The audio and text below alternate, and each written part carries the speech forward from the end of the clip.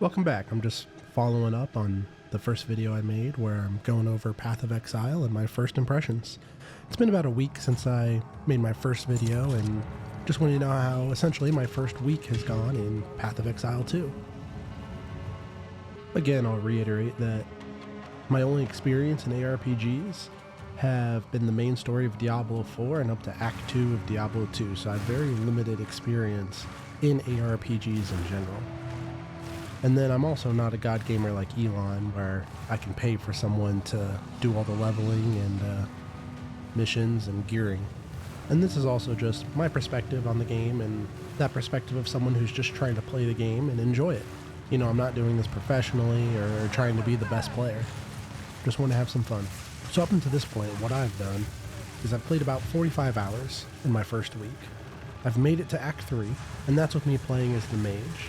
I've also been exclusively playing this pretty much with my friends.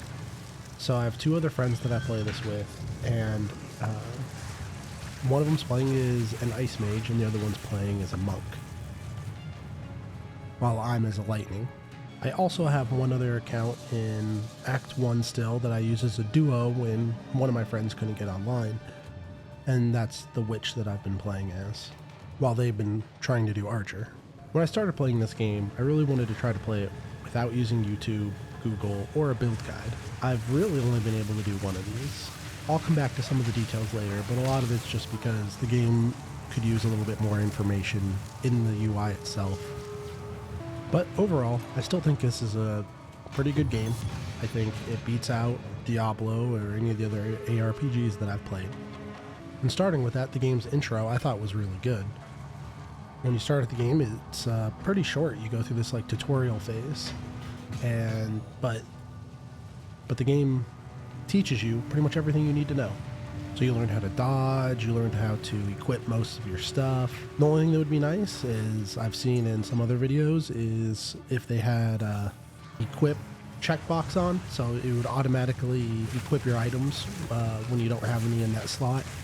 But overall, not doing that's pretty good because you have to learn where to put them anyway. So it's I would say overall, a really good intro. As you progress through Act 1, things go pretty smoothly. My friends and I only ended up having really two issues in the first act. Part of it was our problem. There would be some nice to haves that would make things a little bit better, but overall it was still good. These first two things were when we went to go fight the Ice Wolf, at the end of the act, we weren't strong enough, the three of us. So I don't know if it was the scaling of being in a group, but in general, it was quite difficult. So we went back and looked at our map and we're like, hey, are we missing anything? Is there missions that we haven't completed that we still need to complete? And we did find that there was one. And when we went back to do it, this particular mission, when you complete the ritual, you get a chance to get resistance up to 25%. That's huge, especially with the ice attacks that he has. But you also need to know that that boss is ice, so you would pick the ice resistance. That would be nice to have in that first act, is just, hey, here's an outline suggestion of what your first one should be. You should probably get the ice resistance just to make your life a little easier with that boss. And the second thing that goes with that is we had no idea until we got to the end of the act and fought the ice dude that even was the end of the act. We didn't know which missions were which. Recently, it looks like they've added colors to the different missions. Don't know what they mean, but the colors are great, and just need to know which one's the main act, which ones are like the power-up ones that it suggests that you should do to complete the mission, and then all the extra ones that you can kind of come back to at the end of the game and kind of do those. At the moment, we're just kind of treating it as we're going to finish everything in the act before moving on to the next one. And this is also when we started realizing playing with friends is actually a pretty big penalty. The game definitely penalizes you for playing with friends. This is for a couple of reasons. One, the scaling doesn't seem to be linear for the number of people you have. I don't know exactly what it is, but if you have two people, it doesn't seem to be 2 times the health. It seems to be more than that. And since we're playing with 3 people, it's just quite difficult in some of these boss fights. Whereas if I were to try that boss solo, which we have done as testing, each of us can just wipe the boss out pretty easily. The other issue with playing with friends is it drops the same amount of loot, it just divides it amongst each of you. That kind of stinks because you get a lot less loot through the act, making it a lot harder to actually gear up. It's less dopamine hits because you're not getting as many uniques, you're not getting as many rares, you're getting a lot less. And also, each of you want the materials when you break them down. So it's just really hard to work with each other and to know every single person's build to know what item they might need from that drop. As we made our way into Act 2, things went pretty smoothly for the rest of it. Now that we kind of knew what we were getting into and that we really needed to look at our gear and help each other out and make sure that we were all geared up, as well as needing to finish all the bosses and all the side quests in each area. The biggest issue in Act 2 was actually the Ascensions. While the difficulty of them was actually enjoyable, there were some underlining UI issues or information that just would have been nice to have. Things that we haven't dealt with in the rest of the game that are now suddenly different.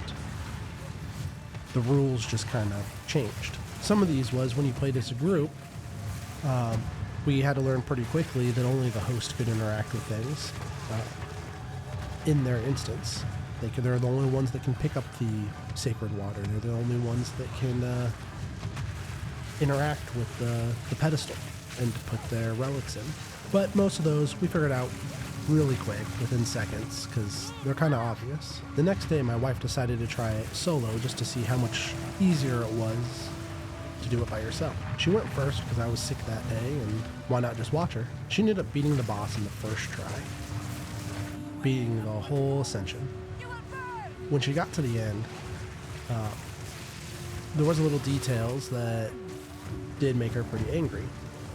First off, when we got into the little area, we see these loot chests to the right. We're like, oh yeah, loot. Like, we haven't been getting tons of loot. Like, just beeline it to the loot. Who cares about anything else? Just go to the loot. And we go to open all the chests. Quickly find out she doesn't have enough inventory space. At this point, she's like, well, what do I do? I'm like, well, the rest of the game, you've been able to press that little portal button and go back and forth through the portals. She goes, oh yeah. And so she makes a portal. She goes through it, puts the loot in her stash, and goes back to the portal, and she can no longer go back through. This made her pretty upset because she actually completed it, and she wanted the Ascension and, you know, everything else that was in the loot. What would be nice for this would be the first time you're going through, there's a pop-up with a don't show me this button again that says, hey, once you leave this area, you can't come back. The rest of the game, this hasn't been the case. We've always been able to go back. We've always been able to go store our stuff, dismantle it, and then go straight back to where we were. This also meant she didn't get her Ascension that time. And at that point, we didn't even know if she was going to get her equipment, her little dial thing back to put back in the pedestal, because she did complete it. After a while, we did find out she could do it again. She would have to do it again in order to get her Ascension. But there were some caveats. The second time that she did it, she ended up not being able to loot anything. So last time she only got like 1 chest, and this time she couldn't reopen all the ones that she had from last time or from what she earned this time. That was another annoyance. Now she just missed out on all the loot as well. And thirdly, with the Ascension, there's a place where you can exchange water for keys. Everything else is a menu. This, you click on it once, you lose all your water. And it gets all transformed into keys. You don't get any choice at all. And you don't know it until you click on it. That part's pretty annoying. Just because it was, you know, when we did it again with my friend, we were actually able to complete it. And he did this exact thing, but he had some good relics that he wanted to purchase with the water as well. Not knowing that you have to do it in that specific order to actually get stuff out of it. So overall, I would say the Ascensions themselves, they're fun. They're a good content. There's some little nuances for new players that it would just be nice to avoid. if we just knew about it. It doesn't take long for us to learn, but it's also very aggravating for us to actually learn it. One, we waste our time or waste resources, which is essentially wasting your time in this game. After Act 2, we went on to Act 3, as you obviously would. And we started learning pretty quickly that we desperately needed new gear. It was extremely underleveled, and we weren't really getting a lot. So we took some time, farmed up some gear, which made this playthrough of Act 3 pretty easy. We haven't finished Act 3 yet, but with the fact that we're making a lot more gold, getting more gear was quite a bit easier because you could just gamble for some of it. But as a group, it definitely felt like our damage was falling off. So at the end of this week, we're still trying to defeat the Vault Boss, who is just a DPS check. And funny enough, I've actually been able to defeat him by myself with ease, with plenty of room left to the end of the path. So I had plenty of time left before killing him. But as a group, we can't take his health down fast enough. The other thing is, doing this as a group is really tough because once you add in 3 people, there's not much room to stand, and you kind of all line up and have to attack him and also avoid these spikes. The biggest part is, one, how big the collision is with other players. When you're playing with other players, you can't just walk through them. That has been a very big annoyance up until this point, and becoming even more of an annoyance, especially with this boss. The collision with teammates is just horrible. It does not feel good. It doesn't feel fun. It doesn't feel tactical either. That would be probably one of the main changes I would make with playing with friends is 1, the collisions, 2, having each of us drop our own loot, and that would probably be it. I think the bosses being extra hard for being a 3-man is kind of what it is. It's somewhat expected.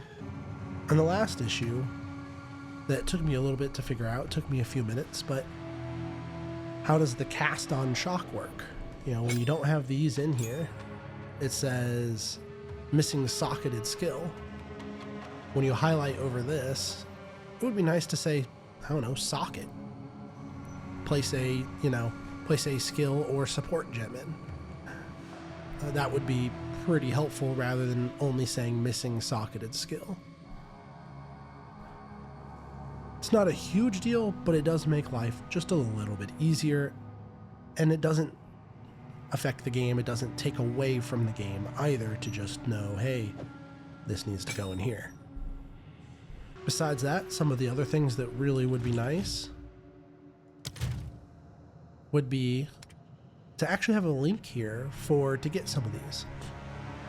Like, so it's right up in here. All you have to do is subscribe to them. But if you don't go to YouTube, if you don't go to Google, you will never know that these filters have been pre-made or exist. They're really easy to get. And why not just have like, hey, here's a supported link, or here's a link to where you can get more links, like a wiki. That would be very helpful for new players, and because the base scheme is just not too great, or just adopt one of these as your main one and give it to everyone. Give a couple main options already pre-built in. Besides that, I think the game's pretty good. I would say I would like some optimizations because the game does seem to crash quite a bit. Mostly when there's a high number of objects and interactions and stuff like that, it seems to get pretty angry. Also, I guess the only other thing that would be nice is if I could just get a slightly bigger inventory space over time. This inventory space is, I would say, rather small to begin with, which is fine, but I would like a way to kind of increase it a bit throughout the gameplay. Towards the end of maybe each act each act gives you 1 row. Or, I mean, maybe not that. Maybe we'll just do the columns and you just get 1 column. Adding 3 would be pretty big. But if you added 3 columns, I don't think that'd be huge, but it would also be a bit. It would at least feel good. And I don't think it takes away either, because all you're doing is taking them to be dismantled anyway, and then teleporting right back to pick up the other ones. So you're just saving that time of teleporting back.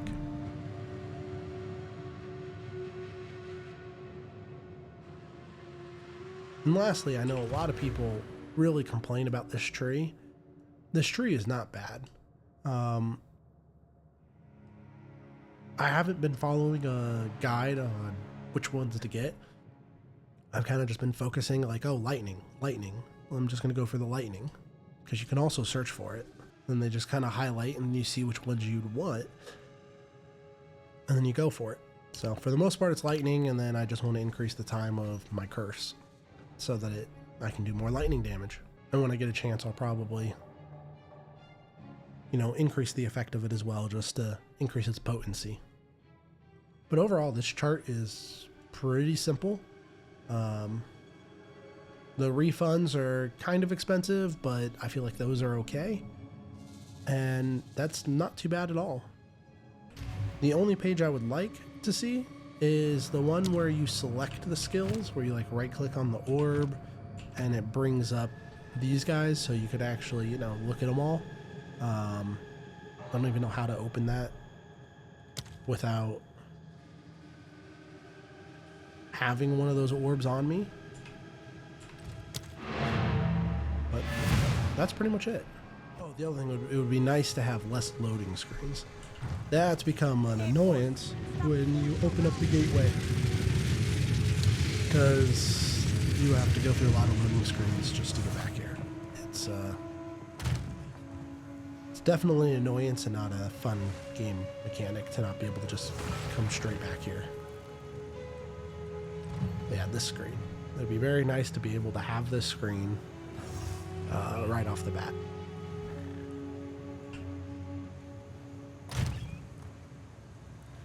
As well as the support gem.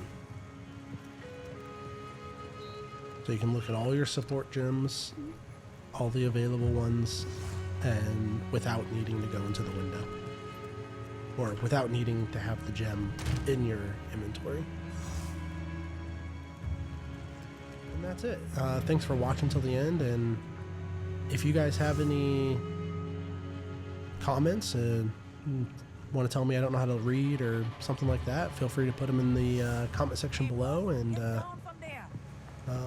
let me know what you guys have been thinking about the game. I think it's been fun. I think the game's been made decently well. It is in early access, which is technically fully released, so I would like to see a little bit of the optimizations come in. But besides that, yeah, it's been a lot of fun. So hope you guys are having fun with the game too, and keep playing, and I guess we'll see how things go from here.